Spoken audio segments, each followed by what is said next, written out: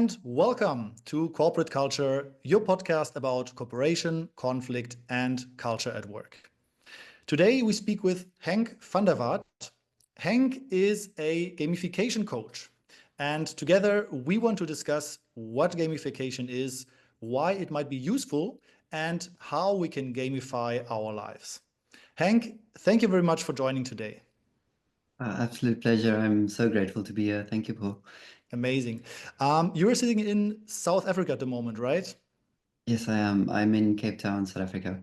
Nice. That's why you have a t-shirt on, and I'm still with a sweater. Yes, of course. Definitely sitting in the middle of summer, and it's really hot. Nice, I envy you. Let's talk a bit about gamification. And probably the first question that comes to people's mind when they don't know what gamification is, can you maybe explain in a couple of words what gamification is about? Absolutely.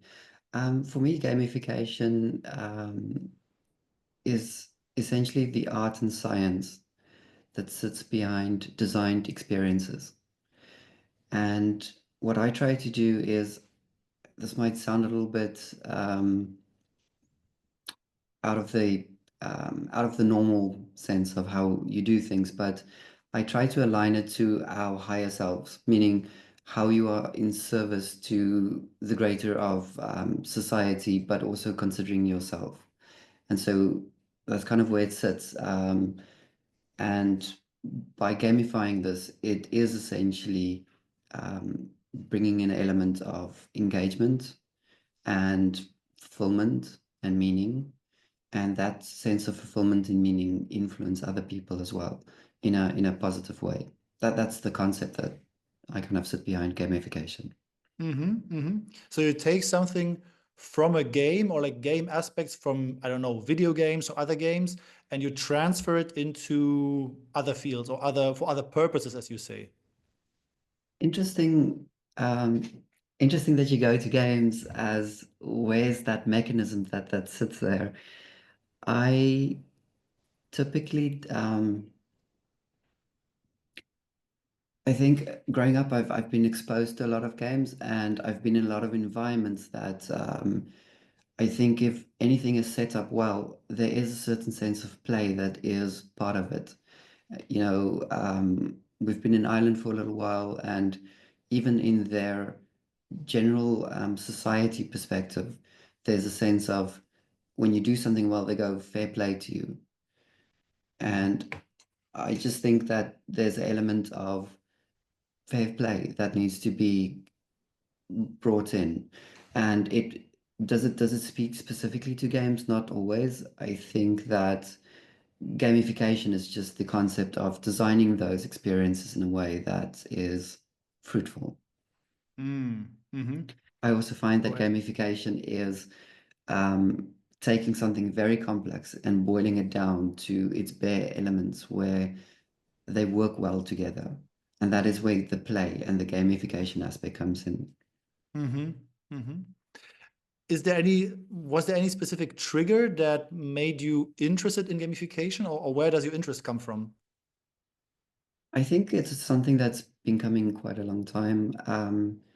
And it was just the period of going through my own life and seeing when people approach things and you see it fall apart and you go, I never want to be like that, or I never want to experience things that way. And then you look at some people who most probably did a lot of self work and tried to essentially integrate themselves into a bigger community, or moving into a certain sense of serving a greater community, but also being self-fulfilled and dignified when they talk to other people. It's not from a place of, you could say, the ego. It's very much from a place of honoring themselves and the environment and have the capacity to say the right thing. And I've followed that my entire life, and now we call it gamification. Mm-hmm. Mm-hmm. If I understand you correctly, for you, gamification also has a lot to do with being connected to other people. Is that correct? Absolutely. Yes. So something beautiful to kind of lean into is the work of Yu Kai Chao. And he talks about how do you gamify your life. And so what he specifically recognized was that when he plays games, he's quite motivated. When he gets in life, it's hard and Mm. it's not always clear. And so he kind of distilled what does it mean to be motivated by behavior. And so he designed that 8 core drive, which explains it. So one of those is definitely connected to other people. The other one might be connected to a higher mission, which is what I was kind of alluding to in the start. But there's a lot of other motivational drivers that sits within those 8 core drives that explains why we do things. And um, so yes, and there's a bit more as well Hmm. to answer your Hmm. question. And what is the most fun part for yourself when you think about games and gamification? Do you have something that appeals mostly to you? Yes, I believe that for me, and so just talking about Yukai again, he's released a new book which is 10,000 hours of play. And so it's the process of gamifying your own life. And so I've used some of that transcript and my own experience and things that I've came across to distill certain elements in terms of making my own life a game. And so, what do I like about it? I think the advantages that I get from it is that I define my own stage that I want to play on. And I think that that is the starting point of interpersonal happiness or your own happiness. Because if you don't even know what game you're playing, what metrics do you put so down for success? And I could see that if I start hitting those small markers, there's a natural element of being motivated and finding joy and having that celebration. Um, where if you go out in the world, you are very much influenced by everyone's opinions, and it's really hard to meet those opinions because it's a shifting field, and so you feel somewhat unfulfilled for long times. And the thing about learning and joy is that learning is quite hard. But if you break it down into little steps and you get to celebrate each little step as you go, which is essentially the gamification model, and define what success means, you celebrate every piece of the way. But at the end of the day, you also kind of feel that you have achieved something noteworthy. And you see that sometimes play out. For example, if you go to school or university, you get a degree at the end. You have something tangible. Now, gamification is just taking some of those aspects and putting it into your stage that you play on. Mm. Do you have some examples of games that you are playing in your life? How do you gamify your life? I will give a few examples and you could let me know what you think. So one of the examples that we did lastly was um, so my partner and I, we are vegans, and so we have a bit of a different diet than most people. I think things are changing for the better in some ways. Um, so what we do is we went to a dietitian, and they given us a whole set of food we need to eat, and they've broken it down into portions. And so typically it's really hard to change your diet and it's really hard to commit to it and to be consistent. So what I've done is in my gamification dashboard, I've just added a little widget, and on the widget I can click little buttons to say, okay, I had six proteins or 4 fruits, this or 2 fruits. I had my 8 glasses of water, and what it does, it essentially records every entry and it showcases then at a whole if I've met that. Now I use Notion, and we will talk about Notion a little bit later, so I'm not going to give a lot of light to it right now. Notion is a Yeah, software program, right? it's a software program. It's an app that you can download on your phone. You can have it on your desktop. It's just an incredible program that I've been using right now because it is essentially anything you can think of, you can create and do it in a structured way. And Hmm. so, as you would be filling in that form, you can pull some analysis or analytics on the back end to showcase on my dashboard in terms of how many times have I met this criteria. And in the spirit of gamification, is that I'm failing most of the time trying to adapt to this new life in terms of what we eat. For example, what I've noticed was every time if I crave any carbs, what my body was actually telling me is have more fats, more fruits, or more protein. And when I didn't go into that cycle of just grabbing and grabbing and consistently kind of eating something until you get that sense of fullness. When you eat something like protein, you get that satisfaction from it. And so that was the bad loop that I was going into that was kind of negatively affecting my weight and my happiness. And um, now what's happening is that if I compare to prior to gamifying it, I would feel very uh, unmotivated to pick up this piece of document and go, where am Mm. I going wrong right now? Especially if you're not feeling great. But what makes the gamification different is I can see it every day. I know exactly how much portions I need to have of each thing. I can click on them and I can record them and I can actively see my progress as I'm going and where I'm failing. And so retrospectively, I can go back and say, oh, but this was a really hard day. I wanted to give myself off this day. And so you can start putting a narrative and a story behind the decisions that you're making that is actively allowing you to continue with the new habit versus um, trying to do it just through motivation because your motivation wanes. But if you have the Yeah. right feedback mechanisms, it's not the same. Mm-hmm. So in your case, gamifying your diet helped you also, as you said, see more clearly maybe some of the challenges or have some more clarity about the overall challenge. But you also mentioned motivation. I was wondering, I see the benefit of, for example, having this Notion software, right, or any other form of digital tracking of what I do, which is kind of gamifying my behavior. But I think that many people would still be unmotivated to keep track. So they would maybe lose interest in clicking, all those buttons, or at some point Yes, just giving up. absolutely. Um, how do you look at this? How can we um, keep the motivation even within a gamified context? Yes, it's really important, and I think from even a business context, when Yukai goes and he designs certain solutions for companies, um, when he brings people in, they are asked to say, "Do you want to opt into this?" Because this is a solution that is created for a company, but sometimes you miss some of the people and they go, I'm not interested. And so you need to be able to, like any game in life, you choose to play. And how you go about designing those experiences so that it really kind of speaks to the right metrics, that the amount of effort that you need to put in, it far exceeds the joy and the outcomes that you get from it.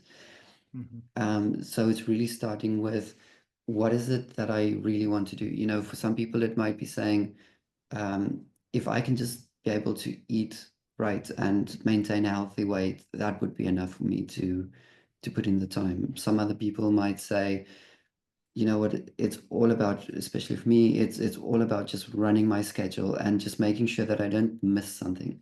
Because sometimes I get lost when I do a lot of deep work, time matters a lot less for me. And so I get a little bit lost in that and I lose track of time quite easily. And so that is just such a pinnacle vital point that I cannot not use it. Mm. And what makes Notion useful is that it doesn't matter what type of thing you're tracking, you can create the system to track that. And you can track everything from one place. Where most other softwares, let's say, if I want to gamify just my diet, I can use Excel, I can use paper, but the thing is, or I can use an app that someone developed. But if you're doing a lot of different things that interconnects, that's when it starts falling apart and the admin becomes more of a burden. And then you kind of fall back to just think, "Ah, it's not worth it." And so it's definitely kind of sitting and starting with what is they call it the business metrics or the um, what do you want to achieve? What is your KPIs? What is your key performance indicators of success?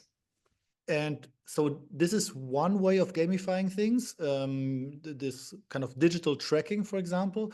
I also know that you do a lot of different gamified products, and you work in many different gamified fields.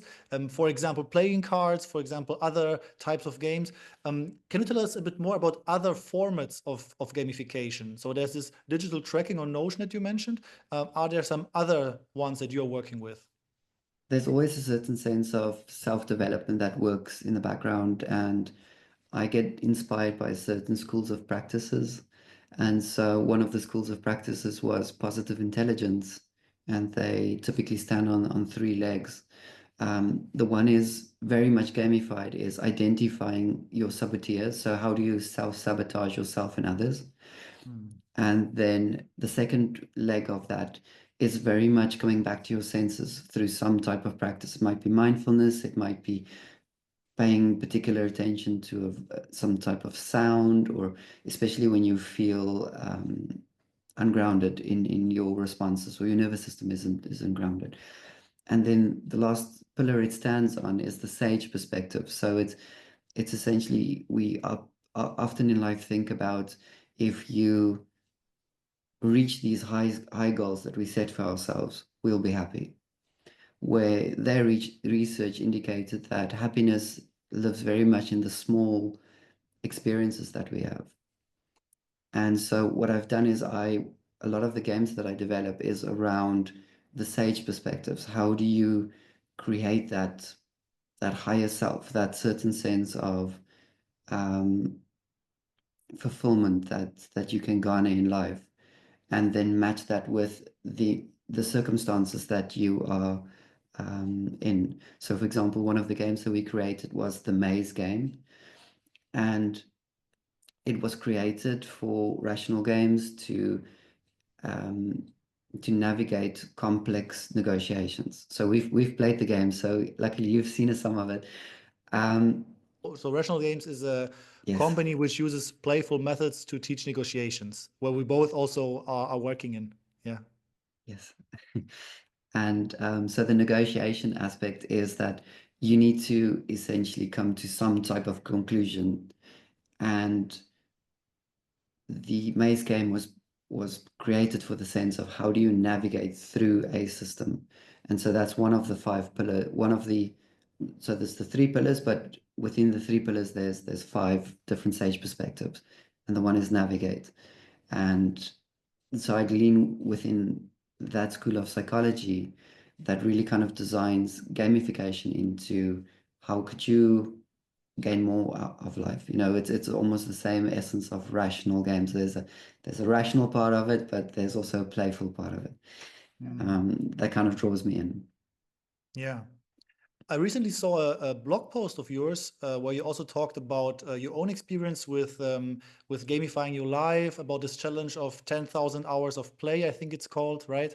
And I think you Yes, reached yes, already 1,000 now, if I remember yes, correctly. yes. Also, I remember in this blog post, it was interesting to me because you talked about the process versus the goal, or the maybe something to reach, and how those two are connected. And I found interesting that you were saying that the fulfillment comes not so much from reaching certain milestones, but more from the process itself. Or maybe you can tell me more about that. Okay, so I'll maybe start with the start. Just speak a little bit about um, just the concept that sits behind 10,000 hours of play. And it was just the process of how do you master any skill? And typically it's putting in 10,000 hours towards the skill, and you would gain a certain level of mastery towards it. So the 10,000 hours of play is a commitment towards, I'm going to play my life for 10,000 hours. So that's kind of the backstory of it. And what I've recognized was, as I was playing this game, I typically, and the people that I talk to within the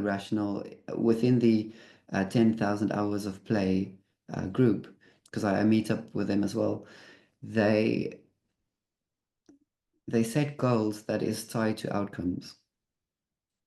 And then what happens is you go out in life and you do life, and then you fail and you stop leaning into the play because of um, that factor that essentially is unpredictable and it takes you out of the experience. And what I've recognized is that if I tie, for example, rewards that of things that I really desire in terms of how much time I put into it, it's not connected to the outcomes. Mm. And if it's not connected to the outcomes, I have a natural inclination of just to do it consistently. And there's some rewards as I'm actually actively putting time into what I'm doing. And then it becomes quite fruitful because if you get a certain breakthrough, that is rewarding in itself. You don't need additional rewards to experience that joy of achieving your goal. But you do need the motivation, that little in between hits of, if you can call it dopamine, of I'm moving forward, I'm putting in the time. And so that was a really powerful mind shift for me to say that I am actively recording hours that I put towards playing my game in terms of the defined metrics. Hmm. And um, so I've also take, for example, the 10,000 hours and divided to 50 levels, which is incrementally becoming more in terms of the hours that you have to put in. And then every time if you uh, put in a certain amount of hours, you get a reward. So I would get 50 rewards and from the start to the end. What would be a reward that you're giving yourself, for example? Is it It's just a it's symbolic it's reward or is really it a real reward? it's a real reward, and it's a very little reward in some ways. I take the amount of hours that I put into it. So for example, if I've actively put in time 50 hours towards my ideal desired outcomes, um, then let's say I go to level 2 or level 3 or whatever that might be. I take the amount of hours and I just times it by 2, and I put a money amount behind that. So I essentially Hmm. pay myself two in your currency euros per hour, which is So you pay it's kind of yourself, kind small. of. Yeah, exactly, Okay. exactly. Yeah. And what you do as well is as you are as things come up, we look on the internet, we browse things, you kind of see things that you really desire. But we have this internal inclination to not always just buy ourselves just like nonsense, things that we really want, but it's a waste of money. But you really want it, and it kind of eats at you. Um, so that little bit of money that you put away is money that you are allowed to spend on anything, anything. It could be the Hmm. simplest thing. It could be something that really move you forward. It doesn't matter, and it's such a small amount. I mean, mine is in South African rand, so it's about 18 times less than a euro.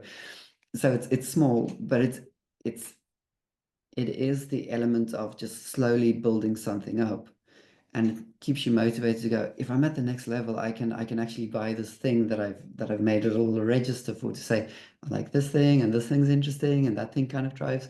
And so you get motivated from both ends if you succeed towards your goals and if you are actively putting in the time. Hmm. And you designed this game experience in a way that you're rewarded not for an outcome, but just for the hours that you put in, right? So Yes. you just have to do it, like the Nike slogan, and Yes, so exactly. you just do it, and doing it is already giving you a reward, right? So that's already Yes. the success is just doing the hours. Yes. Yes. Mm. And is this somehow transferable also into a workplace context, or do you have touch points with the workplace as well? Because as I understand you, you are working mainly also with your clients about gamifying your life, which is like probably like overall a Yes. um, Yes. big focus. Can we somehow work like that as well? Um, so the business context that I'm working in, they are very much against this idea of not having clear targets, not having clear outcomes. Do you think this is somehow compatible? I do believe that it is very compatible. And I think I'll lean back into Yukai Chao's work and his philosophy to explain some of that. When it comes to Yukai Chao, he talks about we don't get enough appreciation for the work that we do, and you don't know what drives your progress forward. And a lot of the time, companies would bring in certain incentives, which is just money, in Mm. terms of delivering a certain outcome, which very much sits to that experience that I've noticed in my own life in terms of if you reward outcomes, the outcomes is fulfilling in itself already. You should reward the I- The effort. so it's interesting because I'll maybe go into that tangent in a bit. Um, but what you'll see, for example, is that the rewarding of money is tied to the business metrics.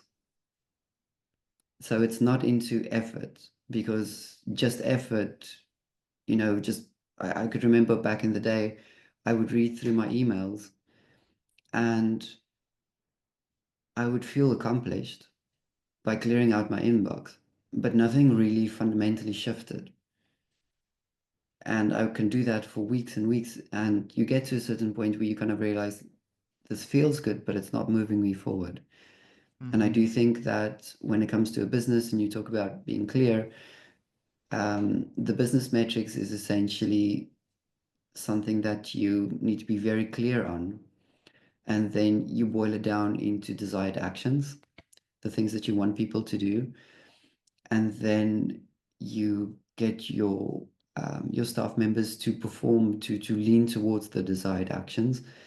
And how gamification kind of comes in is to have feedback mechanisms that drives the desired behavior. And then what you need to do is if people are actively moving towards the desired behaviors, there needs to be, they call it quote unquote win states that needs to be built in. Because sometimes when you complete something, let's say I put some type of weight goal, sticking with the previous example, if I've achieved it, you don't always feel good about it. You Hmm. feel, okay, so I've achieved it, so can I eat everything I want now as the reward? Where if you build in little rewards along the way, and you make the rewards aligned with your business outcomes, you are actively building a sustained system. So, for example, I put in the amount of hours, I get a little bit of money, I can use the money on anything that I want, ideally aligned with the business outcomes. So I might buy myself not a regular chocolate, but maybe a dark chocolate, or I might buy myself something that allows me to maybe I put some money into a hobby, and a hobby brings you a certain sense of joy without leaning into maybe saying, okay, but I find a lot of joy in eating unhealthy things. And so you actively support the system that you want to see more of. And I Yeah. think from a business context, that's very attainable. Another thing that you see within a business context is you typically reward the top players. And what happens is some people just go, I'll never be able to play at that level. And you'll have 3 or 4% of your company being highly motivated and the rest not.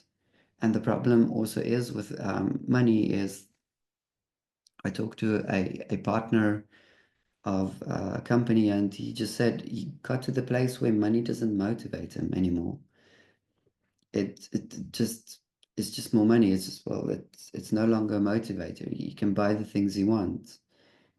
Um, but everyone else gets motivated, but not from they'll talk more about from a black hat perspective than a white hat perspective. And a black hat perspective is you participate in the experience, but if you ever get an option to walk away, you will. Or and if it's purely black hat, there's a certain sense of resentment that builds that Mm. you would never be advocate of the company that purely drives black hat motivation. There needs to be a mix of everything to have a good experience. So, for example, an addiction would also be kind of a black hat Very experience. black hat, yes. Mm. Addiction is very much within um, your unpredictability. So you don't know when do you get your next reward, and there's a element of scarcity as well. So you have a scarce amount of resources, and you need to apply it to a certain place, um, and then when you don't have enough money, you fall into the bottom one, which is you don't have access to those resources to get that fulfillment or that high that you're looking for. So it's predominantly within the black hat space. Yeah. And white hat, do you have an example for that? What a white hat motivator could be? Yes. So white hat motivators are very much, if you think of academics, it's very much around accomplishment. So, um, putting in the work, being seen by a teacher as progress, being helped on, very much academic on the one side. You can think about it as a higher calling. I'm trying to think about a good example.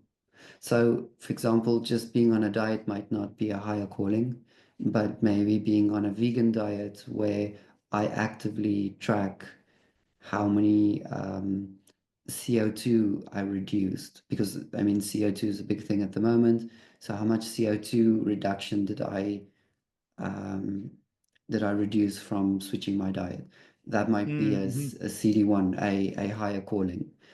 And Yeah. that's something that I can feel good about while I'm doing just dieting, something very Yeah. plain.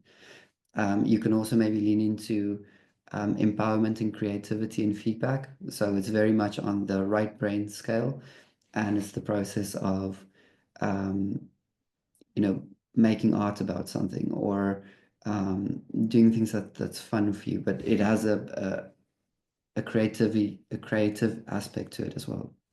Mm-hmm. I really liked your distinction between possible outcomes and motivators, and your example of the mailbox. That so there are things that kind of motivate you, but they are not really useful. So they're not bringing you where you want to go.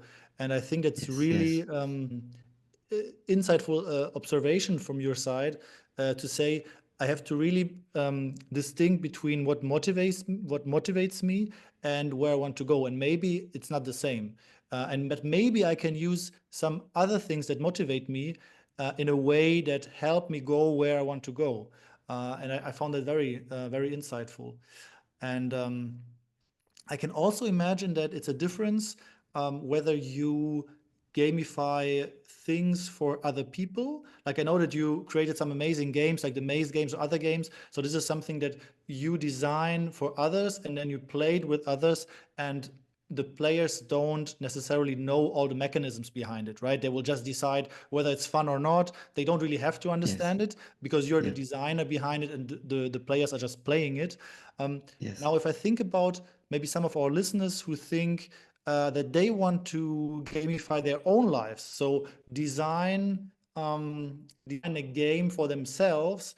What are things that you can do? So you are kind of the designer and the player two in one. Yes, perfect. So, some of the things that I'd recommend is definitely if you want to gamify your own life, make your life a little bit more playful, I would definitely recommend the 10,000 hours of play of Yukai Chao that is it's still being released as we speak. I'm part of their community, that's why I know a little bit more. So this is still brand new.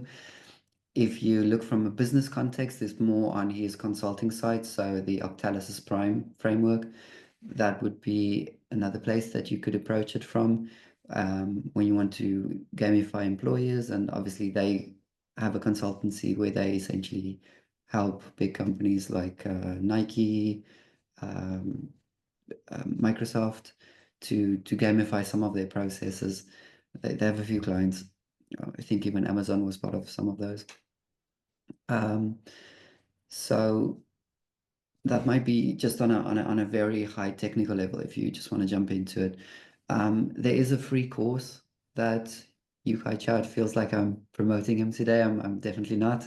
Oh, I've just gained so much benefit from the work that he's put out, and there is other gamification models out there as well, but he typically um, this is his passion project to share this work. He makes enough money from his consultancy, so he really goes out as a educator to teach his model to people. And so that's what I really like about it. He'll take the time to explain it to people, and he'll also take the time to understand different schools of thought and how does it integrate into his system. So he's very proactive in that regard. So on his website itself, if you go to the website, um, you will see that there's a free course that you can do that teaches you the fundamentals of gamification. Would you be able to gamify? I think you'll be able to start fundamental, just small levels of gamifying, and you'll be introduced to it. But I do think you need to spend. He gives a upsell offer to lean into more of his work, which you become part of the community, and so you'll, for example, get access to things before it's released to the public, or if you have a certain context that you want to apply gamification, whether it's um, political, business, personal, there's a whole group of people that would actively try to say, watch out for this, bring this in, this is how you do that, um, which is quite nice as well. So there's a community that sits behind it. So there's some of the things that you can, for example, do. If you don't want to go that route, you can always go onto my LinkedIn page. I made a game available called Sensation Shifters, which is very much just the journaling tool. So it's a game journaling tool. So you get a calendar, it's on Notion. You can click the little button and do some journaling. But there is a template in it as well, which is sensation shifters. So it's taking some type of frustration or some type of feeling that you feel within your body, and how do you unpack that in a effective way, and then do some journaling below it. And if you're working with coaches or therapy or therapists, that's a tool that you can take within that space and say, this is the experience that I had, could we maybe unpack it a little bit deeper? So it's a quite a useful tool. Or the other side is, there's one of my first templates that I've created. I've created a lot of templates of how to gamify things as I was learning. This is one of the more advanced ones, but it's not what I'm using right now. It's a template that you can download for free, and both of those are free resources that that can showcase you potentially how you can or do some gamification on Notion. And then most probably you could follow me, you could follow Yukai Chow. We are always putting out some information of how you can start. So my not the last post, but the previous post that I created is, if someone just wants to do minimal effort, they can have a read at that post. It talks about the anti-core drives, and it talks about when you feel unfulfilled by circumstances, or something pulls your motivation away from what you want to do. You can then lean into the 3 steps that allows you to unpack it and enrich your experience by thinking, what one of those 8 core drives can I bring into the experience to make it more fulfilling? That one post, if you read, just maybe print that, have it off somewhere. Every time if you feel frustrated by something and you just read through that thing and apply one thing, that is gamification. mm, nice, amazing. Hank, thank you so much for sharing all of this knowledge, all of this wisdom around gamification. Many, many resources also. We also put it in the show notes, all the links that you just mentioned, and the books and the websites and all the other nice games and activities of yours. Thank you very much for joining today. I hope you continue with your gamification work. It's really amazing to be in touch with you and also to see all of the new games coming out on a regular basis. Thank you very much and hope to see you again very soon. It's a pleasure. Thank you so much, Paul. I enjoyed this conversation.